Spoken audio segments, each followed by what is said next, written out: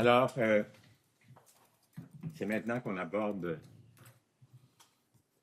ce que j'ai appelé tantôt l'aspect participatif. J'ai avec moi trois personnes qui ont eu l'expérience de faire des représentations en commission parlementaire. Dans le processus qui a été décrit jusqu'à maintenant, on a vu que au départ, une place était laissée pour les citoyens ou pour les organismes intéressés surtout, en général, qui apparaissent sur une liste. Et Maître Lauzon ici, Mme Landry et M. Chateaubert ont eu l'expérience à multiples reprises de représenter leurs organismes devant des commissions parlementaires. Alors, on les a invités pour leur demander de venir de témoigner de leur expérience et pour prendre un langage châtié, nous dire un peu qu'est-ce que ça donne. Alors, on a convenu de procéder par... Au fond, l'idée, c'est qu'on... chacune va faire un bref exposé, puis ça va être suivi d'un échange avec vous sur de vos questions. Alors, par ordre alphabétique, Pierre Chateaubert, s'il te plaît. Donc, bonjour, Pierre Chateaubert, je suis directeur des politiques à la Fédération québécoise des municipalités. Je suis revenu à la FQM en 2018, mais dans ma vie, j'ai fait plein de choses. Notamment, j'ai fait 10 ans de cabinet, dont 8 comme chef de cabinet avec Guy Cherette et Agnès Maltais, ce qui fait que j'ai vu les deux côtés. Puis j'ai été aussi dans le privé, relations publiques, relations gouvernementales, et donc j'ai commencé ma carrière dans le monde municipal à l'UMRCQ, l'ancêtre de la FQM, où j'ai connu Daniel. et depuis ce temps-là, c'est ça, donc on est revenu. Rapidement, qu'est-ce que la FQM? Parce que quand vous entendez les municipalités, vous entendez parler de la Ville de Montréal et la Ville de Québec. Or, le monde municipal, ce ne sont pas que ces deux municipalités. Il y a 1200 municipalités locales et régionales au Québec. À la FQM, j'ai une petite présentation, mais c'est pas grave, c'est pas important. En fait, on a 1060 quelques municipalités locales et régionales membres sur une base volontaire. C'est une immense organisation en forte croissance. C'est 7000 élus, une structure très importante. Il y a 7 ans, 8 ans, on était 28 employés. Là, on est au-dessus de 350, 11 bureaux à travers le Québec, ce qui fait qu'on représente ce qu'on est... À ce titre, on dit qu'on est porte-parole des régions, puis effectivement, on représente les régions, l'ensemble des MRC. Une force de frappe. On n'est pas dans les journaux, c'est un choix qu'on a fait. Nous, on est plus dans l'intervention, le débat alimenté. Pour une organisation comme la nôtre, vous comprendrez qu'on représente tout ce qui est le territoire, toute sa variété, toute sa diversité. Pour nous, c'est l'exercice des commissions parlementaires, et pas juste les commissions parlementaires. En fait, la rédaction d'un mémoire, la rédaction de documents, c'est quelque chose d'essentiel. Parce que dans cette période-ci, où est-ce que tout doit être rapide, donc non nuancé, donc dans les journaux, des choses comme ça. Puis, il est important pour se démarquer puis se faire comprendre de rédiger. Beaucoup d'organisations ont plutôt, s'en vont en commission parlementaire avec des documents plus restreints. Nous, c'est l'inverse. On est beaucoup plus volumineux. Regardez, ça, c'est des mémoires qu'on dépose dans les commissions parlementaires. D'ailleurs, tantôt, je vous mettrai des codes QR, vous allez pouvoir les voir. Si des fois vous endormez le soir, c'est parfait. Mais pourquoi on fait ça? Parce que nous, en fait, c'est un mode d'expression privilégié. Lorsqu'il y a un projet de loi, on arrive, on présente la problématique, notre conception des choses. Notamment, il y a un que je vais vous montrer, là, le projet de loi 86 sur l'agriculture, la réforme de la loi de la protection du territoire agricole. Les 16 premières pages, c'est pour démontrer les travers, les problématiques générales que personne ose aborder de l'État, donc c'est que la perception. Et après, on arrive et on commente les éléments qui sont là avec des propositions sur chaque élément qu'on veut aborder. Donc, pour nous, c'est quelque chose de fondamental parce que un mémoire, une intervention comme celle-là, on la conçoit plus nécessairement juste en fonction d'un projet de loi, mais en fonction d'un positionnement global. Oh, bonjour Samuel. D'une intervention globale. Moi, ce qu'on veut, puis ça, c'est une commande de nos élus maintenant, on veut que dans 10 ans, les principaux mémoires, principales interventions qu'on fait en commission parlementaire, on veut s'y référer encore. M. Johnson faisait référence à ce qui se discute d'un comité ministériel pour y avoir assisté. Il disait, on pense que tel groupe a dit ça. Non, nous, maintenant, il y a un papier qui s'y réfère. Ça change tout à l'intérieur de la machine. Quand on va parler, quand on veut une loi, on veut proposer une loi, une discussion, surtout ce gouvernement-là qui n'avait pas nécessairement de programme à l'origine, donc on propose énormément de choses, mais on a des textes de référence. Donc, les gens peuvent s'y référer, ce qui fait que c'est pas de l'interprétation. Le texte est là et c'est nous qui l'avons écrit. Donc, vous comprendrez la différence fondamentale et pourquoi moi, je crois à cet exercice-là, même s'il est, on pourra en discuter tantôt, souvent frustrant. Parce que moi, je crois aux élus, là, puis effectivement, quand c'est la machine qui prend tout le contrôle de l'affaire, c'est pas le fun. Mais pour nous, c'est quelque chose de fondamental. Donc, une perspective à long terme, des textes de référence. C'est aussi une occasion pour nous de définir, de nuancer nos orientations pour des prises de position. Le mémoire sur le 86, il y a plus de 300 personnes à travers le Québec qui ont contribué à cette rédaction-là. On se parlait, on s'échangeait sur les méthodes, on n'était pas la même façon de faire.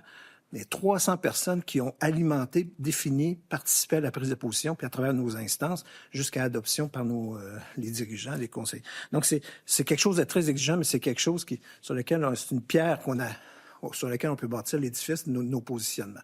Et je peux vous dire que ça paye, ça génère énormément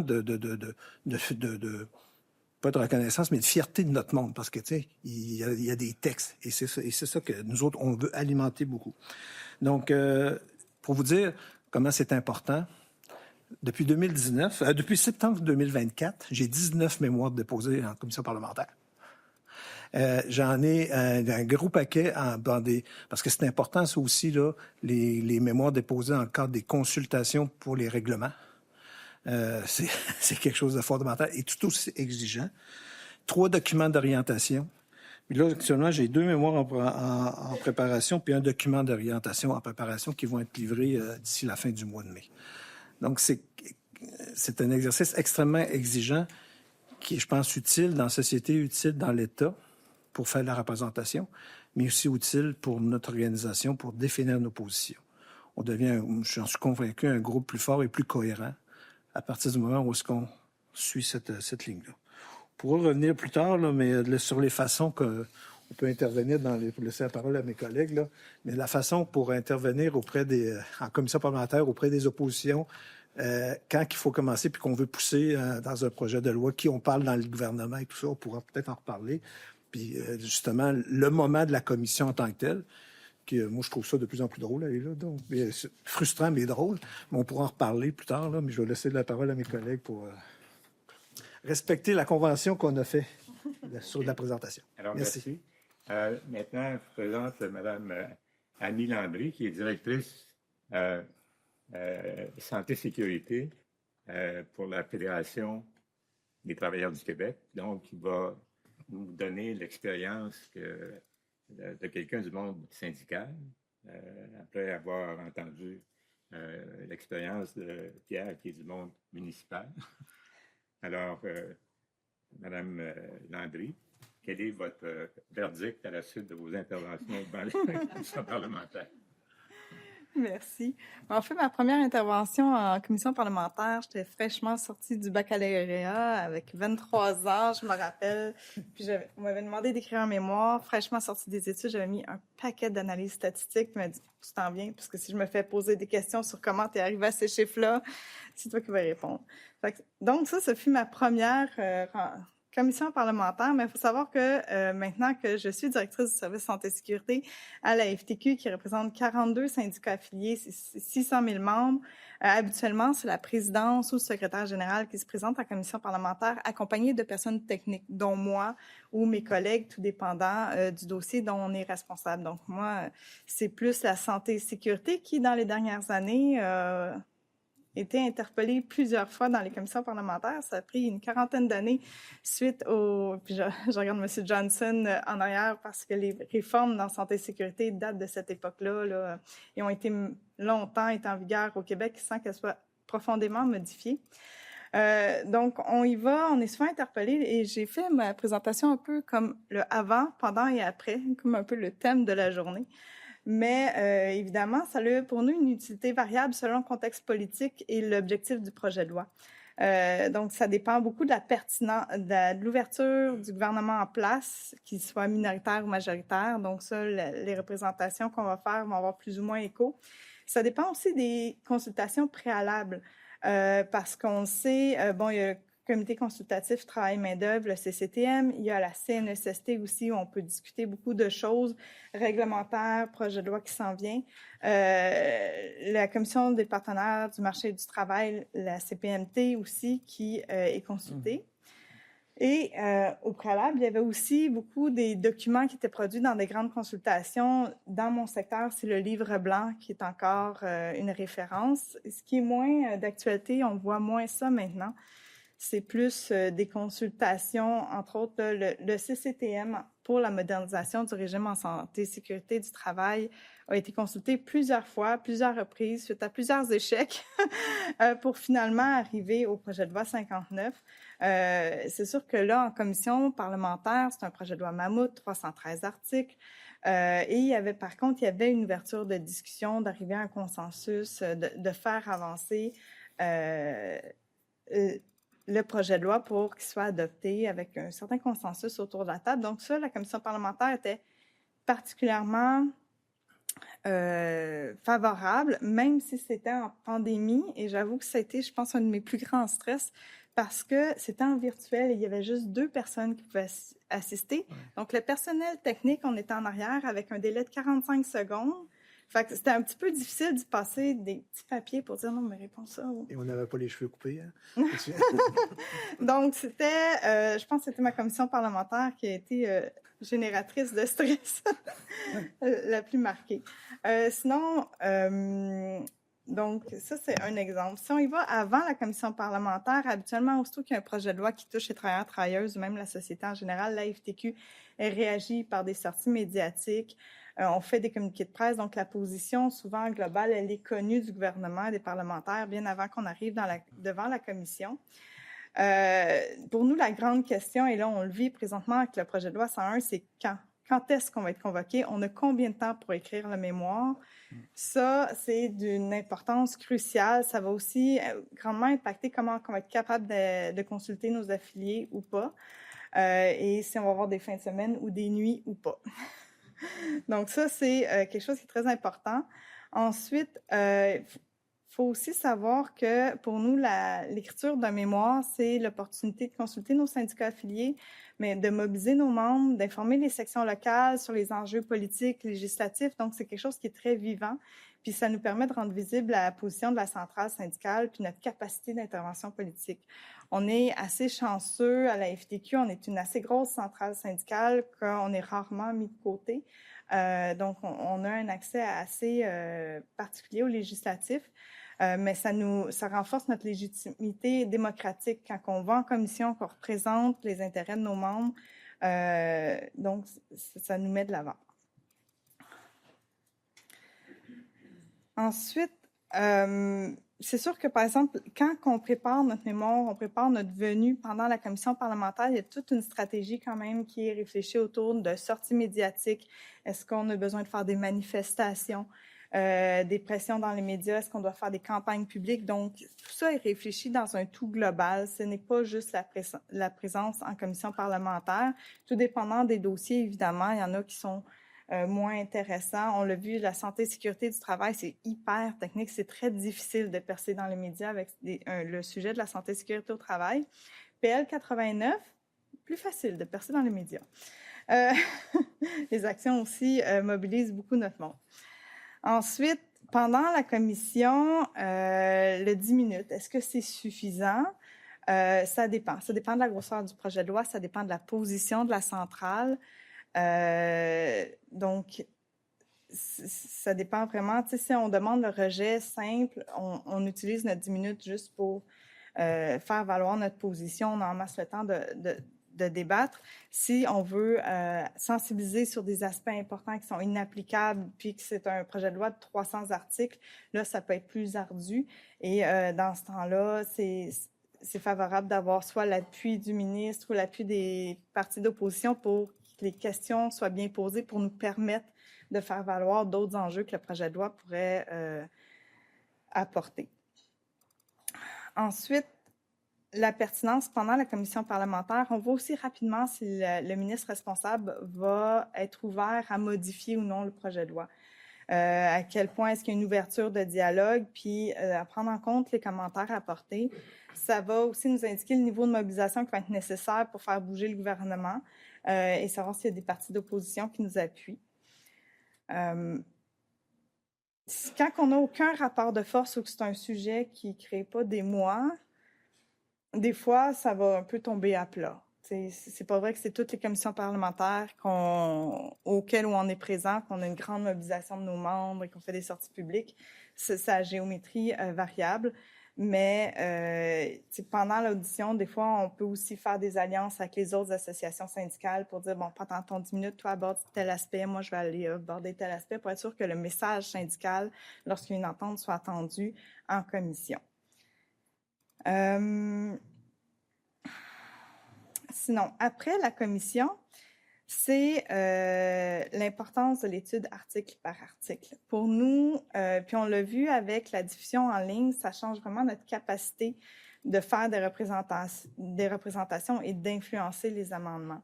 Et puis, lorsque c'est des grandes commissions d'études article par article, même mes filles savent que c'est la réunion plate de maman avec la musique plate. Parce que quand c'est en pause, il y a une petite musique qui joue.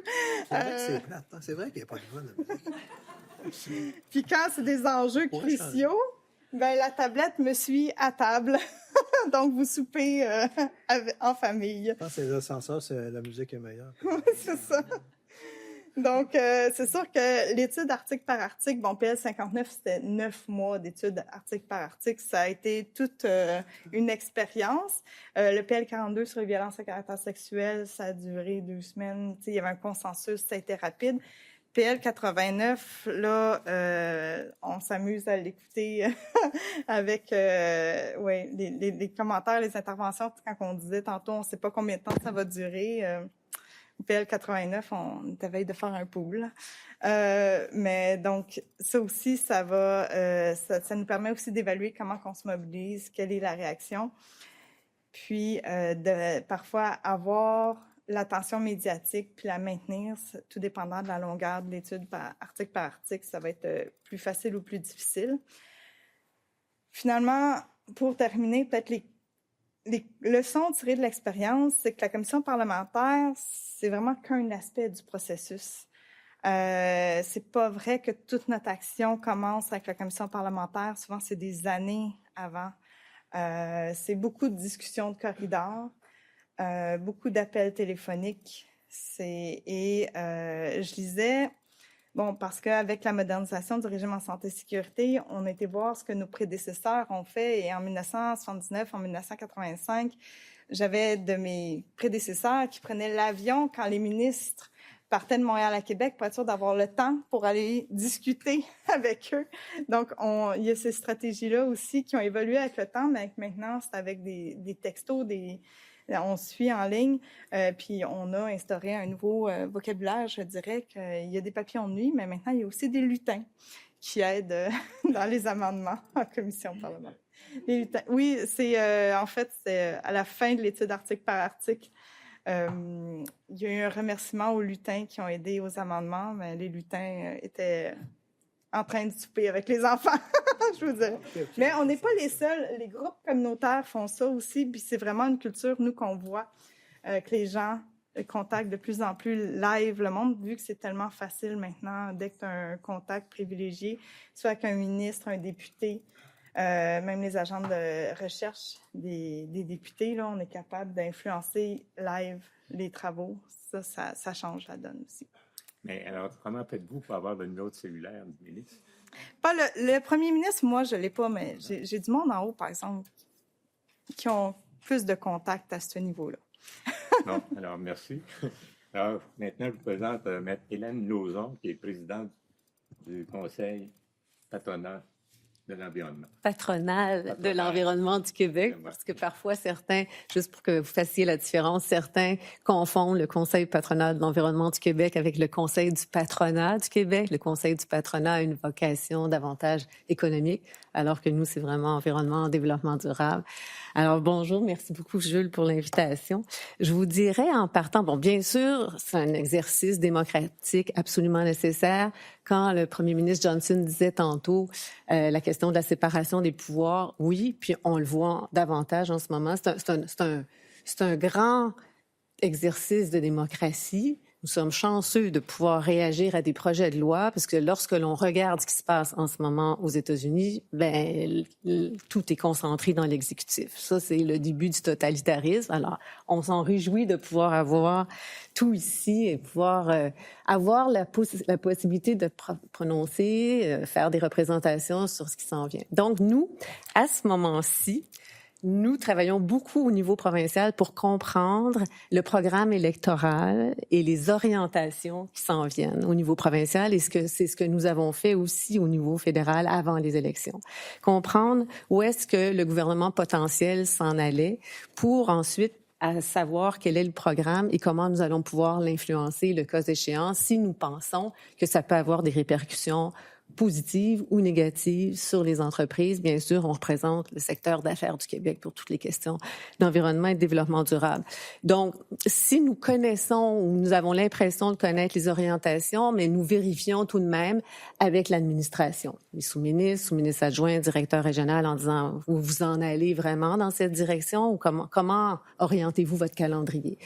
Et par la suite, bien, ça nous permet de nous préparer, sans savoir exactement, nous préparer à ce qui s'en vient et préparer des mémoires. Au même titre que mes deux collègues le font, c'est un exercice de concertation. Nous convoquons les entreprises, nous préparons un mémoire, nous consultons les entreprises à nouveau pour être certains que ça traduit bien leur réalité, puis nous consultons notre conseil d'administration et aussi des alliances, tu le mentionnais tantôt, Annie, des alliances avec les autres associations patronales. C'est très possible. Parfois, je peux demander au Conseil du patronat, aux manufacturiers exportateurs, à la Fédération des chambres de commerce en disant « ça, c'est vraiment majeur. Est-ce que vous seriez prêts à nous appuyer dans ce dossier-là? » C'est donc des alliances potentielles.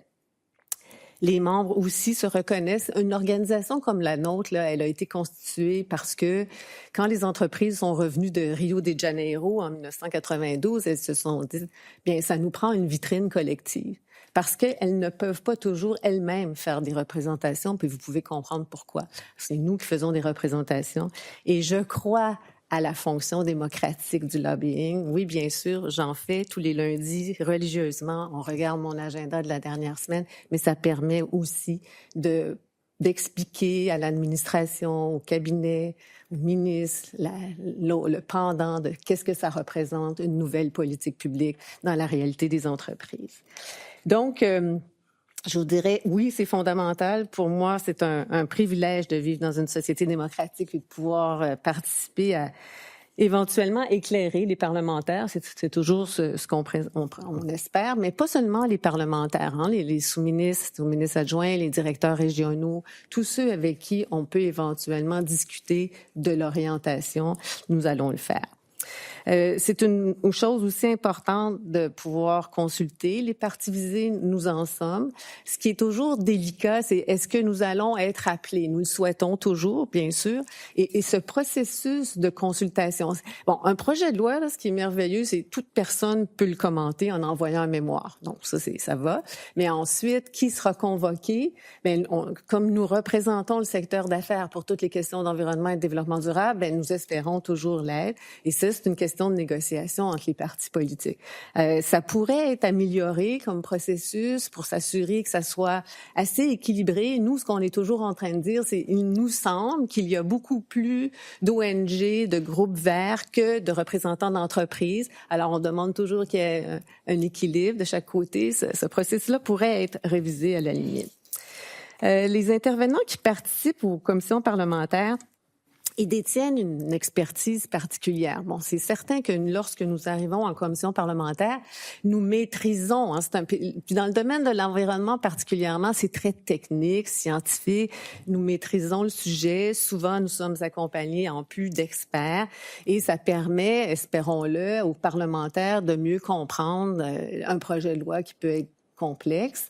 Et ce qu'on souhaiterait peut-être, c'est qu'il y ait une plus grande période pour commenter. Quand on nous donne 10 minutes pour un projet de loi qui est d'une grande complexité, puis je ne sais pas si certains d'entre vous avaient eu l'occasion de lire, avant Noël, le ministre Charest a déposé un projet de loi omnibus, oui, qui modifie à peu près toutes les lois dont il a la responsabilité. Je pense que seulement pesticides qui n'étaient pas là parce qu'il l'avait fait un petit peu avant, là. Donc, c'était majeur. Puis c'est assez nouveau dans le domaine de l'environnement. C'est l'ancien sous-ministre Croteau qui a implanté ça. C'est très courant dans le domaine municipal, hein, les projets de loi. Ah, ben c'est ça, c'est pour ça. Projet de loi omnibus, on voyait ça beaucoup, on le voit encore beaucoup, mais dans le domaine de l'environnement, non. Donc, quand on voit un projet de loi aussi substantiel arriver pendant la période du temps des fêtes, où on consulte, on travaille, puis c'est des mémoires substantielles aussi que nous devons préparer, bien, 10 minutes pour le préparer, pas le préparer, parce que ça prend des heures et des heures à préparer, mais pour le présenter, c'est minime. Puis souvent, je regarde les parlementaires pendant que je le présente, puis je me dis en dedans de moi, est-ce qu'ils ont la possibilité de saisir ces enjeux-là en si peu de temps?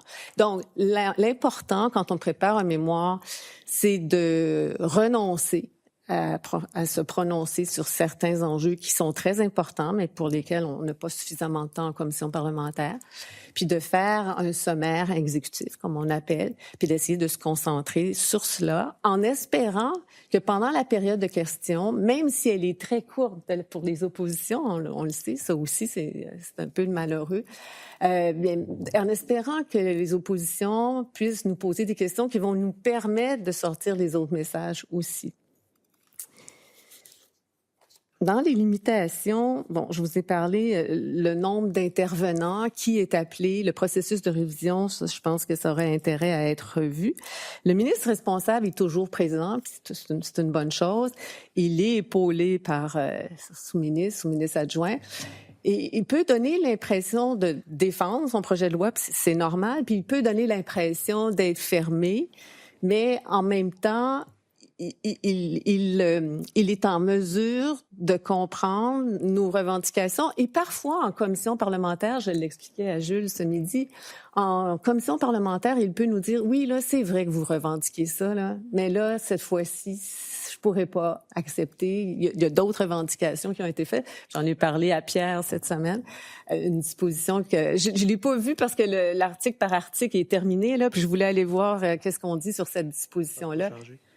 Sur le pouvoir que le ministre de l'Environnement avait sur la prééminence des règlements provinciaux sur les règlements municipaux en matière environnementale, mais à voir, là. Mais bon, c'est certain que parfois, il faut faire de l'arbitrage, pas parfois, toujours.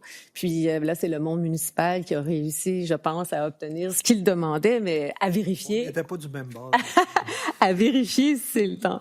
Donc, le temps des oppositions, le temps qui nous est attribué, c'est une limite qui pourrait être améliorée, je vous dirais. Dans les leçons et expériences apprises, bien, c'est important. Moi, je le demande à l'équipe, puis je le demande aussi à tous nos membres avec qui nous travaillons. Nous souhaitons toujours transmettre notre mémoire au moins 7 jours avant la comparution. C'est pas toujours facile, ça demande de la pression sur tout le monde, mais au moins, on se dit que ça permet à l'équipe du ministre d'en prendre connaissance. Le ministre peut ainsi se faire préparer davantage. Puis aux autres parlementaires qui, espérons, ont aussi le temps. L'opposition nous le dit. Ben merci parce que ça nous permet de lire avant que vous arriviez. La tendance, comme je disais, des omnibus. Donc, l'importance d'avoir des sommaires exécutifs parce qu'avec un omnibus, c'est beaucoup trop ambitieux pour les parlementaires. La nécessité de s'adjoindre des experts, comme je le mentionnais aussi, pour répondre aux questions des parlementaires qui peuvent poser des questions très pointues. C'est assez fascinant de voir que On soumet un mémoire, on n'a pas nécessairement en tête. Mais ce qui est intéressant comme juriste, là, c'est que toute notre vie, je pense que vous avez dû le remarquer, votre vie personnelle, votre vie professionnelle, on est toujours dans la dualité. On se prépare pour nous-mêmes, puis on est toujours en train de s'imaginer ou anticiper quelles seront les questions de l'autre. On le fait dans notre vie personnelle aussi, quand on a, même sans enjeu, qu'est-ce que l'autre va nous dire. Alors, c'est comme ça aussi en commission parlementaire. On se prépare comme un procès pour argumenter, pour être prêt à présenter notre position, mais aussi anticiper quelles sont les questions qui peuvent être posées. Mais parfois, des questions auxquelles on nous pose des questions très spécifiques. Les statistiques, on veut avoir les éléments de comparaison.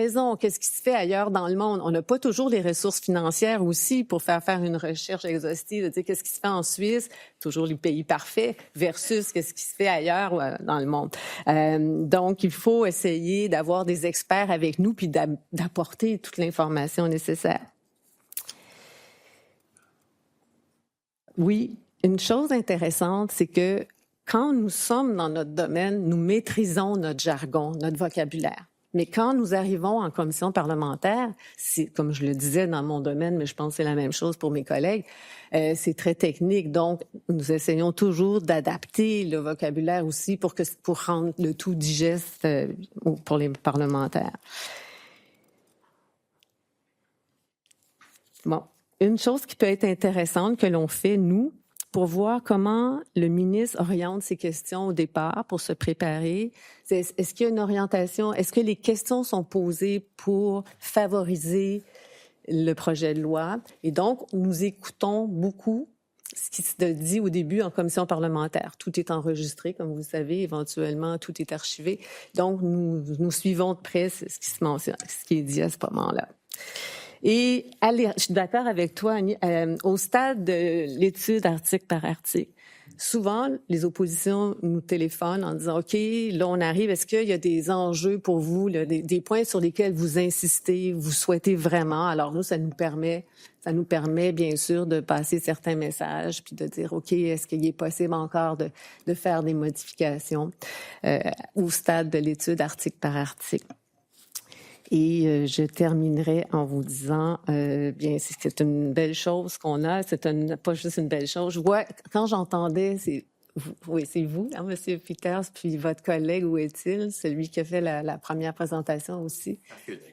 Ah, bon, je disais à Jules ce midi, c'est vrai que ça peut paraître laborieux, c'est un long processus, mais c'est un luxe extraordinaire dans une démocratie qu'il faut préserver à tout prix.